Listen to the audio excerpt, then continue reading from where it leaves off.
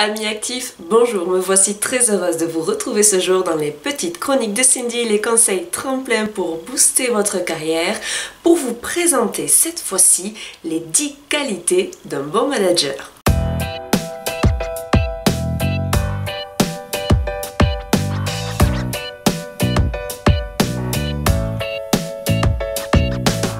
S'il n'existe pas de profil type ou de réponse préformatée, il n'en demeure pas moins que certaines vertus semblent être grandement appréciées lorsqu'il s'agit de gestion d'équipe.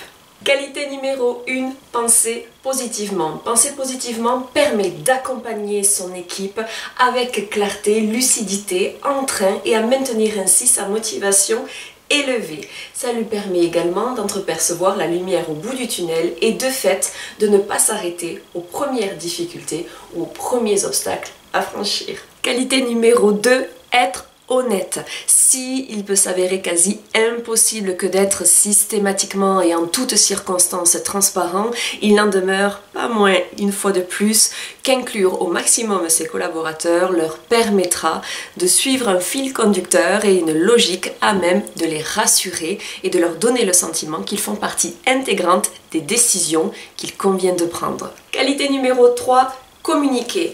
Un bon manager sait normalement correctement communiquer, mais il lui revient de savoir également faire preuve d'une écoute active qui sera à même de tranquilliser ses collaborateurs qui sauront qu'ils peuvent venir se confier et référer des difficultés qu'ils peuvent rencontrer sur le terrain. Qualité numéro 4, être inspirant. Si vous vous dégonflez au dernier moment, vos collaborateurs auront du mal à vous percevoir comme une personne légitime.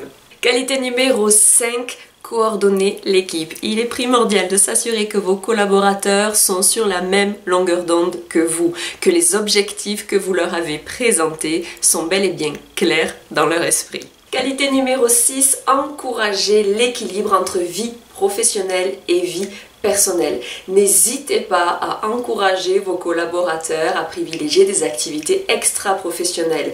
Un salarié qui est plus serein dans sa vie personnelle sera effectivement plus performant dans sa vie professionnelle. Qualité numéro 7, encourager.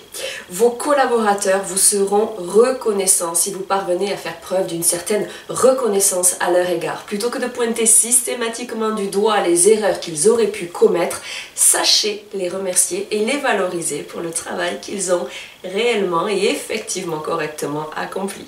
Qualité numéro 8, autoriser le mentorat. Quel que soit l'âge, le statut, qu'importe, on peut toujours apprendre d'autrui. N'hésitez pas de la même manière de les encourager à franchir le seuil de votre porte si ils ont besoin d'un conseil ou d'une recommandation. Qualité numéro 9, être juste. Assurez-vous que l'ensemble de vos collaborateurs est bien traité avec équité, au risque de les démoraliser ou de les démobiliser. 10e qualité, encourager les bonnes habitudes. N'hésitez pas à rédiger collectivement un règlement intérieur et surtout, servez d'exemple. Vous voici désormais armés, chers amis responsables d'équipe, pour endosser un parfait costume de manager. Rendez-vous la semaine prochaine pour une nouvelle chronique en lien avec le monde passionnant du travail pour découvrir ensemble les conditions d'une rencontre en réseau réussie. Si vous avez aimé cette vidéo, si elle vous a paru utile, n'hésitez pas à la relayer sur les réseaux sociaux et à vous abonner à la chaîne YouTube Tremplin Carrière pour soutenir cette jolie action. Je vous souhaite à toutes et à tous une très belle journée et à très bientôt pour de nouvelles aventures pro.